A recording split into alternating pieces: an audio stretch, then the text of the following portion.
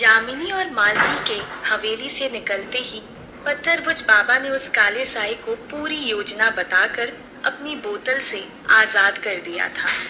पत्थरभुज बाबा की बोतल से आजाद होते ही वो काला साया धीरे धीरे हवेली की तरफ बढ़ने लगा था, जिसे देखकर कटीली गुस्से से लाल पीली हो गई थी, क्योंकि एक काला साया होकर वो अंगुना के अलावा किसी और के हुक्म का पालन कर रहा था।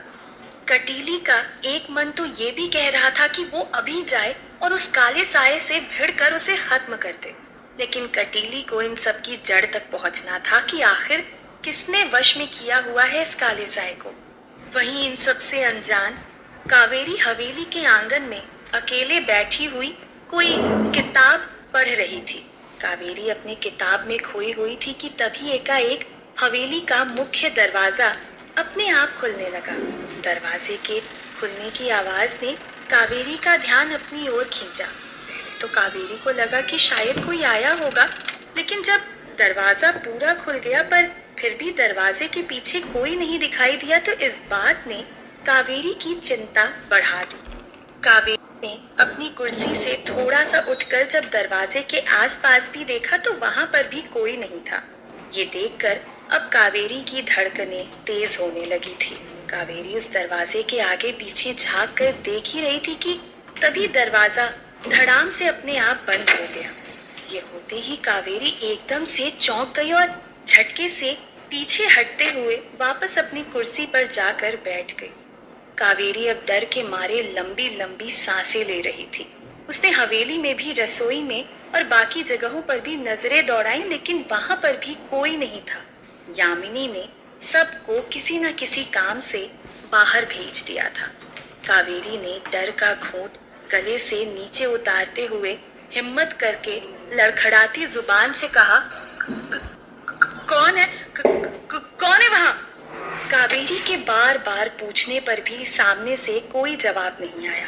कावेरी का डर अब आहिस्ता आहिस्ता बढ़ने लगा था, पर कुछ देर से आसपास कोई हरकत नहीं हुई थी, जिसकी वजह से कावेरी ने एक राहत की सांस ली। लेकिन तभी कुर्सी पर बैठी हुई कावेरी को एक झटका सा महसूस हुआ। कावेरी के शरीर में एक ऊर्जा सी भर गई। उसी झटके के साथ वो काला साया कावेरी के शरीर में प्रवेश कर चुका था। जैसे ही वो काला साया कावेरी के शरीर में प्रवेश किया, कावेरी ने तिरछी नजरों से माधव के कमरे की तरफ देखा। कावेरी के चेहरे पर एक कुटिल मुस्कान तैर रही थी। पूरी हवेली में एक सन्नाटा छाया हुआ था।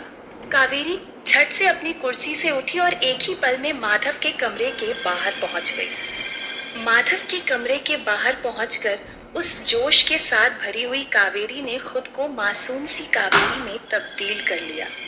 कावेरी ने जब दरवाजा खटखटाया तो अंदर से आवाज आई, दरवाजा खुला है, अंदर आ जाओ।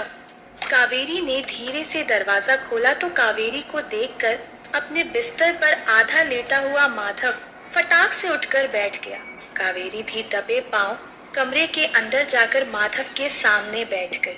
माधव ने कावेरी से पूछा, कहो कावेरी, कुछ काम था तुम्हें?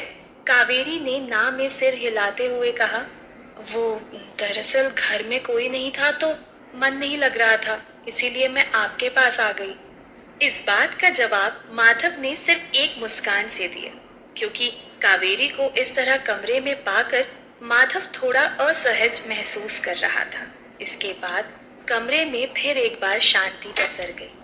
दीवार पर टंगी घड़ी की टिक टिक टिक साफ सुनाई दे रही थी।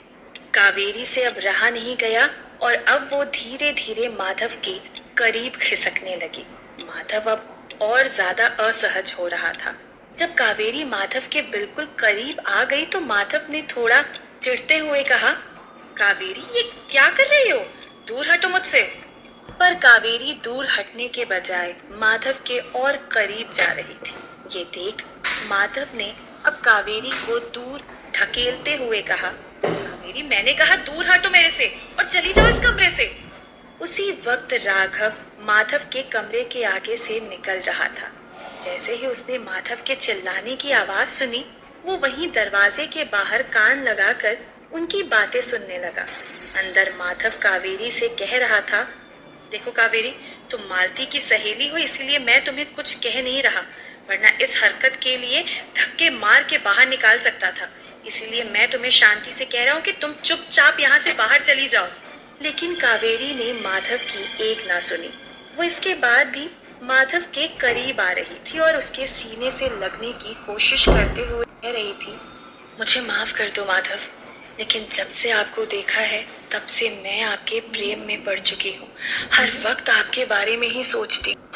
ये सुनकर माधव एकदम से चौंक गया, लेकिन इससे पहले कि माधव कुछ कह पाता, कावेरी जबरदस्ती माधव को उसके गले पर चूमने लगी। माधव चाहे कितना भी मना कर रहा था, लेकिन वो कावेरी की खूबसूरती को नजरअंदाज नहीं कर सकता था। कावेरी के मुकाबले की सुंदर लड़की पूरे मायापुर में नहीं थी, इसीलिए एक बार के लिए माधव भी बहकने लगा था। लेकिन तभी उसे यामिनी का ख्याल आया। वो जानता था कि अगर यामिनी को इस बारे में भनक भी लग गई तो यामिनी उसे कच्चा चबा जाएगी। लेकिन माधव नहीं जानता था कि कावेरी को भेजने वाली कोई और नहीं बल्कि यामिनी ही थी। वहीं यामिनी ने भी भले ही कावेरी को माधव के पास भेज तो दिया था, पर अंदर ही अंदर उसे एक अनचाहा डर खाए जा रहा था। उसे एक यामिनी का ख्याल आया। उसने कावेरी को फिर अपने से दूर करते हुए कहा, कावेरी, तुम क्या पागल हो गई हो? मैं शादीशुदा हूँ और तुम यहाँ शादी करने आई हो। जो तुम कह रही हो उसके बारे में सोचना भी पाप है।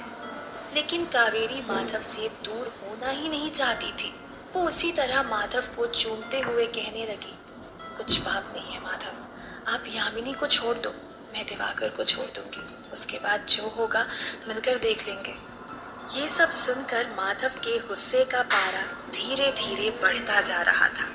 कमरे के अंदर ये छीना झपटी काफी देर तक रही और दरवाजे के बाहर राघव अभी भी ये सब सुन रहा था। अब ये सब माधव की बर्दाश्त करने की सीमा से बाहर हो रहा था और उसे गुस्सा आया और उसने एक जोर का चांटा कावेरी के गाल पर जड़ दिया। कावेरी वही कमरे में थोड़ी दूर जाकर गिरी। कावेरी के अंदर का काला साया ये चांटा सहन नहीं कर पाया, जिसकी वजह से कावेरी की सांस फूलने लगी थी और वो माधव को अब बहुत गुस्से से देखने लगी थी। पत्थरभुज बाबा यामिनी को यही समझाने की कोशिश कर रहे थे कि अगर इस काले साये को उकसाया गया तो फिर ये काला साया अपने असली रूप में आ जाएगा और हमारी योजना के बारे में सब कुछ भूल जाएगा। उसके बाद उस पर अंकुश लगाना काफी मुश्किल हो जाएगा। ऐसे में वो किसी की भी जान ले सकता है। उस काले साये के साथ वही हुआ था। माधव के चांटा मारने के बाद वो माधव को गुस्से में देख रहा था, लेकिन इससे पहले कि वो कुछ कर पाता, माधव कावेरी के नजदीक गया, उसकी बाजू पकड़कर उसे गुस्से में उठाया और खींचते हुए कमरे के बाहर की तरफ ले गया। राघव को जब एहसास हुआ कि वो लोग बाहर आ रहे हैं तो राघव वहां से हटकर दूर चला गया। माधव कावेरी को घसीटकर आंगन से होते हुए हवेली के मुख्य दरवाजे की तरफ ले जाने लगा। माधव ने एक हाथ से कावेरी को पकड़ा हुआ था और दूसरे हाथ से हवेली का दरवाजा खोलते हुए कावेरी को जोर से धक्का देते हुए हवेली के बाहर फेंक दिया। कावेरी लड़खड़ाते हुए दोनों हाथ के बल जमीन पर जाकर गिरी। माधव ने चिल्लाते हुए कहा, निकल जाओ यहाँ से और आज के बाद कभी भी इस हवेली में दिखाई मत देना। मालती को क्या जवाब देना है वो मैं देख लूंगा। कावेरी के दोनों हाथ जमीन पर टिके हुए थे और चेहरा नीचे की तरफ था। अब उसके अंदर के काले साये का गुस्सा चरम पर पहुंच चुका था। कावेरी गुस्से में ऐसे हाँफ रही थी जैसे भूखा भेड़िया ने शिकार को देखकर हाँफ रहा होता है। हवेली पर मंडरा रही कटीली ने जब ये सब देखा तो वो कावेरी को देखते ही समझ गई कि कावेरी के अंदर वही काला साया है। ये देखकर कटीली भी चौंक गई, क्योंकि कटीली की नजर में कावेरी ही वो पवित्र आत्मा है और अगर ये काला साया कावेरी को भी कहीं ले गया तो अंगुना की बेटियों को कभी मुक्ति नहीं मिलेगी।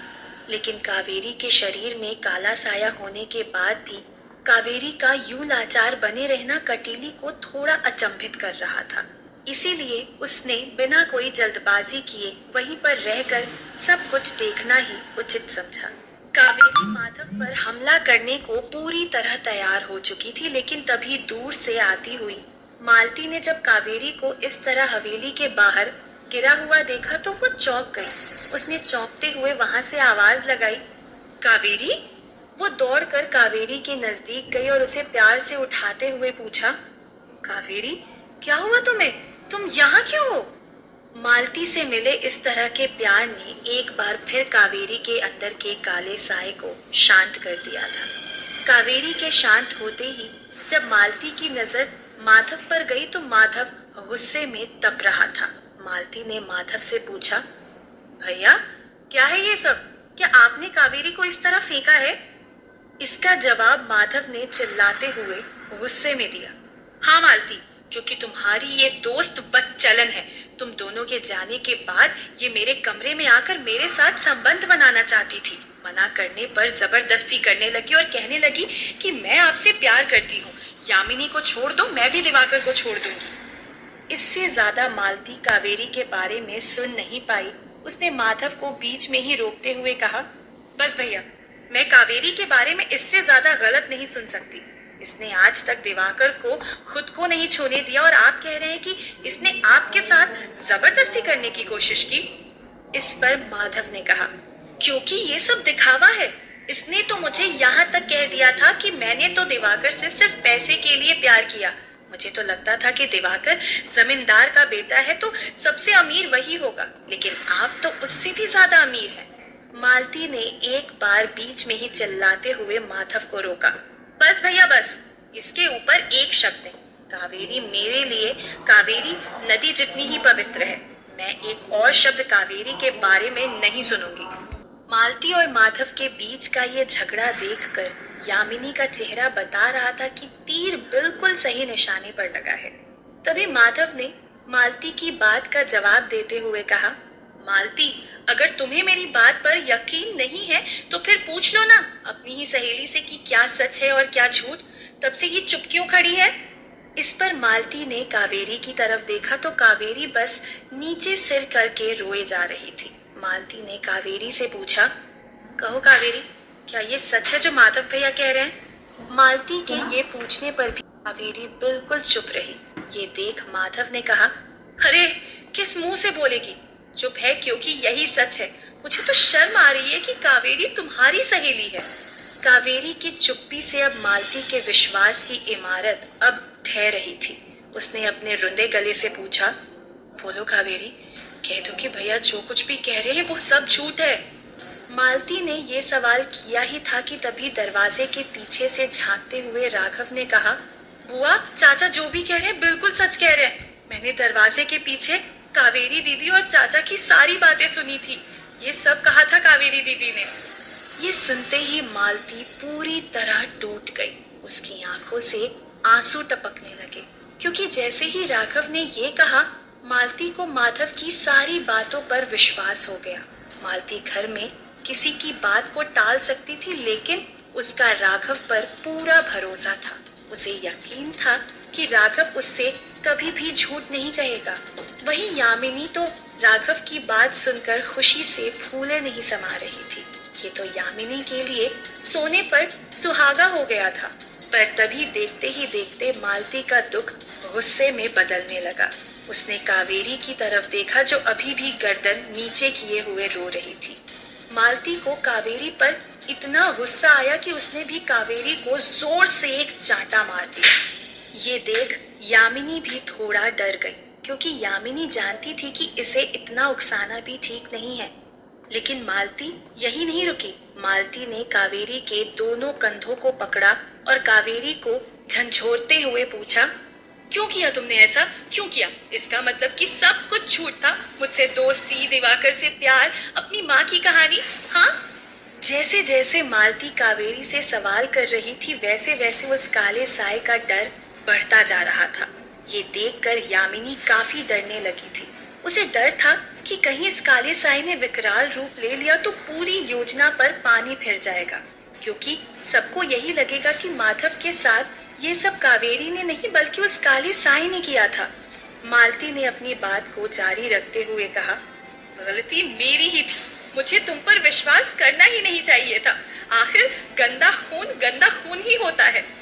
कहते हुए मालती ने कावेरी के मुंह पर थूक दिया और अपना मुंह दूसरी तरफ फेर लिया। जैसे ही मालती ने ये किया, कावेरी ने अपने हाथ से उस थूक को पोंछा और गुस्से में मालती को देखने लगी।